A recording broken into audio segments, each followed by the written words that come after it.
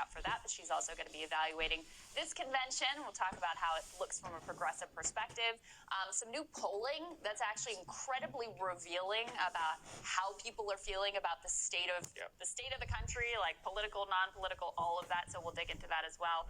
But we did want to start with the DNC last night. A lot of big headliners in the lineup. Oh, there was quite a few headliners, which we have a lot of thoughts on. We're going to make it less painful for you, and mostly for us. We're going to bump them all together, and let's take a look at the highlight reel we put together for you from last night. This administration has shown it will tear our democracy down if that's what it takes for them to win. So we have to get busy building it up by pouring all our efforts into these 76 days and by voting like never before for Joe and Kamala and candidates up and down the ticket so that we leave no doubt about what this country that we love stands for today and for all our days to come. Stay safe. God bless.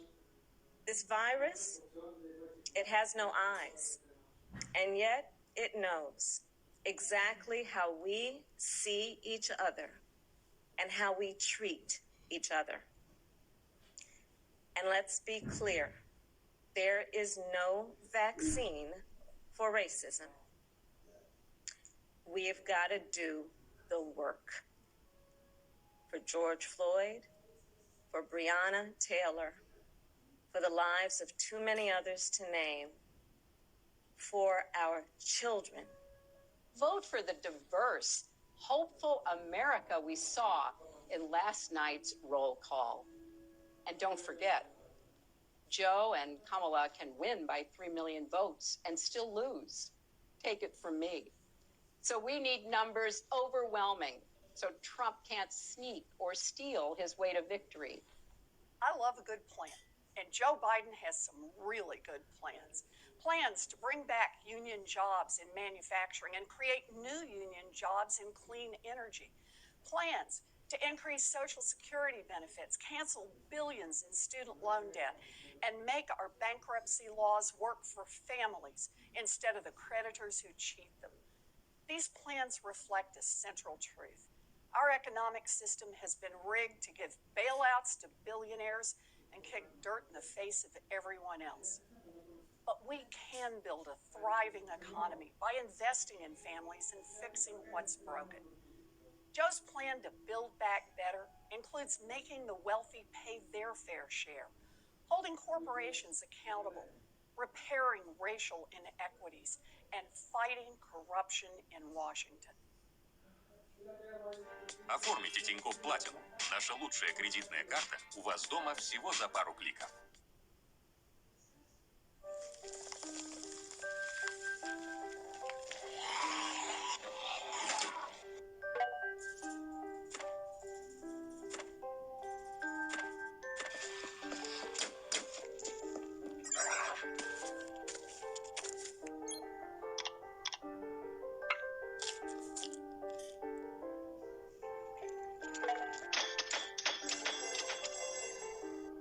State of Survival. Play now.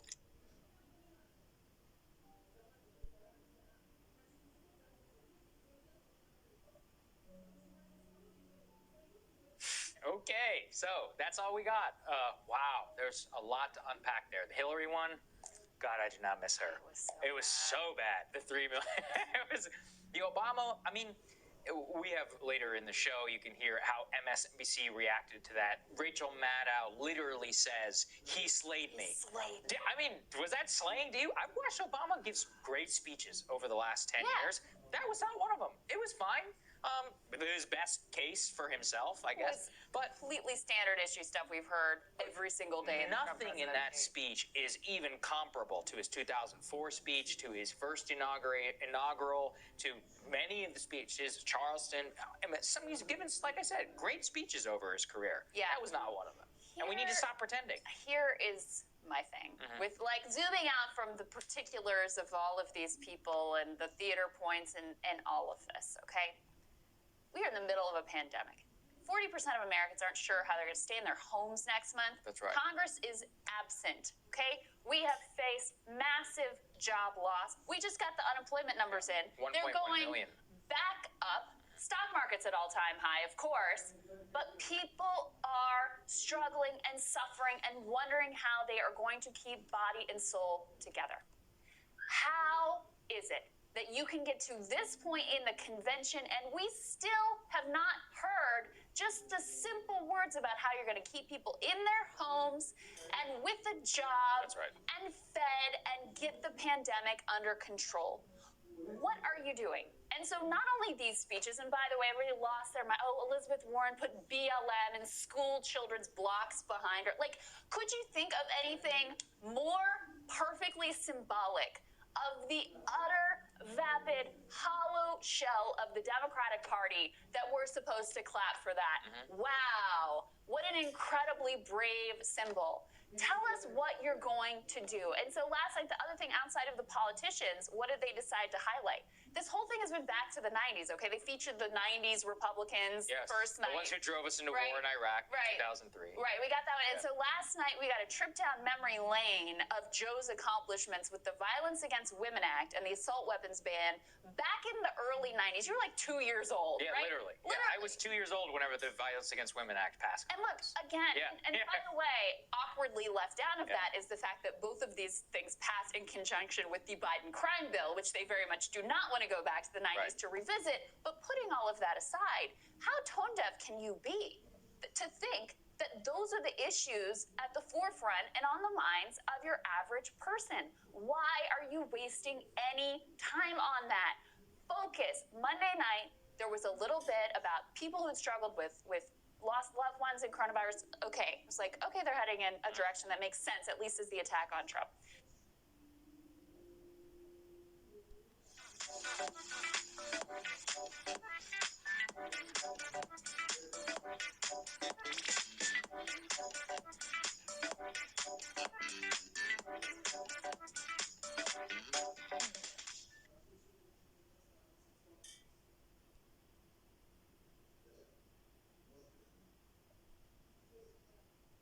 Девочки, я решила выбросить его из своей жизни.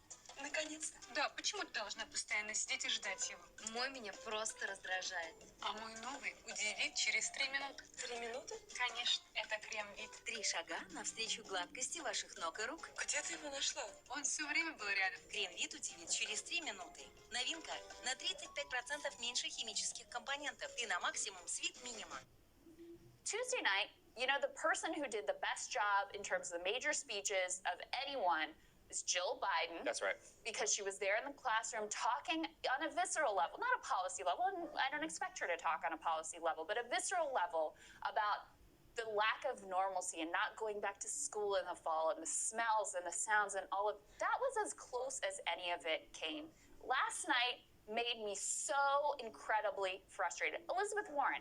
Sorry, I'm going on a little bit of a diatribe here, but this really No, it's upset me. good. Elizabeth Warren goes back to her old, like, he's got a plan for that. Just repurposes her whole shtick, which didn't work in the primary, for Joe Biden. And she even brought back out her Aunt B childcare story about her. Like, Right. imagine the narcissism of that, right? And childcare is an important issue, but again, in the midst of this, if you don't have a job, that's not top and center in terms of what you are caring about right now. But it is if you're like in the PMC and you're sick of having your kids in your Zoom shot or that's what it's whatever. all Like about. that's who it's aimed towards. And then Kamala Harris, right? And again, I get it. In normal times, she's introducing herself to the American public, etc.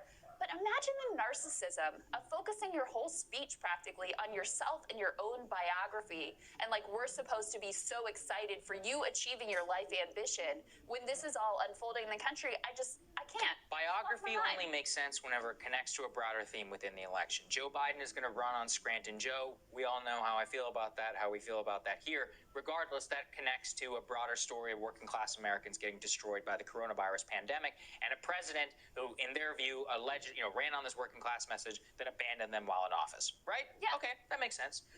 Celebrating like your Indian American heritage. Look, I'm Indian American. I guess representation is super great. But if you're somebody like Kamala Harris, who is just an identitarian, vapid neoliberal shapeshifter, I don't really care, and I frankly would rather Indians not be represented in that way. But regardless, what it all means is that it's empty and it's hollow, and you're exactly right. We always have to think back to that chart that we showed here, I think it was last week, where it showed that people in the upper strata of American income, the top quintile, 20%, their wealth dipped slightly, but is now up 2% to where they were back when this whole thing started 5 months ago. Working class Americans dipped down 33%, have gone up to, a minus 23% a 1/5 contraction in their wealth. They were all living at the bottom quintile. We're already all living a blown tire away from bankruptcy. That is a blown tire every single day of their lives. Also, all the public services that they rely on, say like school or many of these other things, school lunch, gone. Right. So what are you going to do? You can barely pay your rent. But again, I don't see anybody recognizing that. I don't see anybody talking about that. I don't see anybody even discussing any of the concrete changes. And look, I'm not saying the Republican Party is. My whole monologue was later. Yes, don't worry. That will be next week. No one is spared. But no one is being spared here. But it's just so depressing to watch this happen while so many millions are crying out for something, and yet they have no representation, no voice in Washington, no voice in this political process. And I guess what ostensibly is hilarious is that these are the people who call themselves a party of the working class. I saw a political science study that since 1952, the Americans have said about the Democratic Party in a positive fashion, the Democratic Party, this is what they identify with, is the party of the working class. Yeah. Now, that was a majority of the American public until what year? 2016, when Hillary Clinton ran, when it was 50-50 between Trump and Hillary Clinton. And now today, we don't have the pollings for, obviously, in real time. I would venture to say that it's probably exactly 50-50 again. Well, up until very recently, even at the last DNC in 2016, I was there. And I remember, I can't remember who the speaker was, but someone was like, if you work with your hands, stand up so we can give you a round of applause. And there was a deeply depressingly, very small number of people in the room who did. But they're like, if you day trade, stand up. And everybody's like, yes! No, so it was a very depressing kind of moment and a very eye-opening moment, but at least they were still trying. At least they were still using the language and the rhetoric. And we were talking about this morning with Obama. Back in 2008 and 2012, how did he run against Mitt Romney? It was a very explicitly class message and very effective. They painted Romney in a really effective, ultimately totally damning way as this out-of-touch plutocrat who was shipping your jobs overseas. That's what Mitt Romney became in that election. Even though they were doing it too. And it was devastating for him, right? Bin Laden's dead, GM is alive. That was him. And that was actually, I think, Biden who kind of coined that slogan. He did. I will never forget his speech. It was a great speach, actually, back when he could speak well, frankly. And look, Biden will give a speech tonight. We'll judge it on its merits. But the overall construction of this thing, they're not even trying to connect to the broad working class. And even, Kamala there talking about coronavirus as explicitly in racial terms, like it's a racist disease. First of all, that's just not the science. Yes, it's disproportionately impacted marginal communities, diverse communities. There's no doubt about that in terms of the numbers, but it's not because they're black and brown. It's because of the poverty. It's because of these things over generations. And when you frame it as the way she said it, it doesn't have eyes, but it can see. Why would you take something also that we're all suffering through together? Every single person in this country, some are affected much more so than others, but every person in this country is going through this thing and grappling with it. It's upended their lives, and you feel it in every aspect of your day, every single day, and whether your kid's going to go to school tonight or not, and turn it into this strictly symbolic identity issue. Why would you do that? Well, that's what the modern Democratic Party, I think, is all about. And I think that it has been complicit and pushed and so much of this nonsense. And I agree. I'm all for universality. That's the messaging and the political vision that I absolutely agree in. And that's something that I think the fundamental flaw. And it's just it's a perpetuating message of all of this is built for one reason, in my view, which is that They want to cleave the American public. They want to make it so that, they cleave working class people and average people and so many others who don't buy into so much of this nonsense apart from one another in order to play defense for the banks. That's what it all comes down to. I mean, there's a reason that Bank of America and Goldman Sachs and many of these other people are ecstatic about Joe Biden for president. There is a reason that the billionaire class has not just abandoned Trump, but are going all in on Biden-Harris. They are very happy to do that. I'm not saying they wouldn't be happy if Trump is president too, Well, and they're ecstatic about the fact that Biden is they're going to be president. good no matter who wins this fall. They may prefer like some of the stability, and it's a little nicer with Joe Biden, right? He's going to put his phone down, whatever. But ultimately, they're going to be fine either way. And that fundamental complicity that you lay out, right? Basically, if the Republican Party gets the white working class and the Democratic Party gets the black and brown working class and keep everybody apart, then both parties can be run for the elites. And I just thought last night there was so much that was just aimed squarely at the professional managerial class with zero awareness of what most of the country is struggling with and going through right now. And